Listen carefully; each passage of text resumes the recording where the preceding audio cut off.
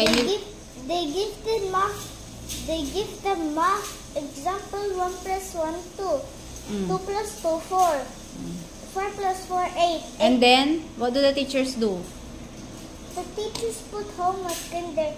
The teachers Give homework to their students. Okay, next. You check na, check. Police. Oh, what is police? Police catch criminals when they're bad.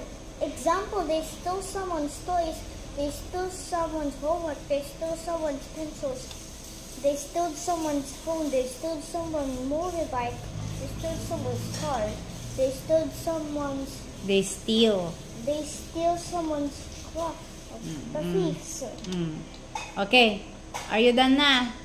Oh, check na. Next. What's a bombero? Bombero, fireman. Oh, what is your job? My job is to be... Fireman. What do they do? Fireman?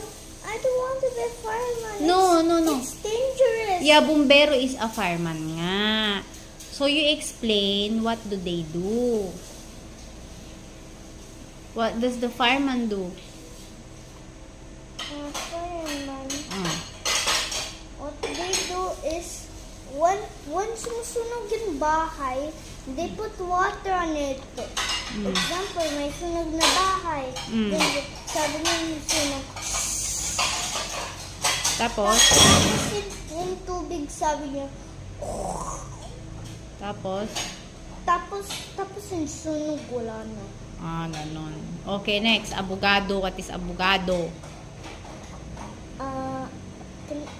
A lawyer. A lawyer. A lawyer that corrects the people. What do they do? They have to approve. They have to approve. Approve what? People. People? Like how? Example. Approve them like this. They put in a stamp and said approved. Ay, ganun ba yan?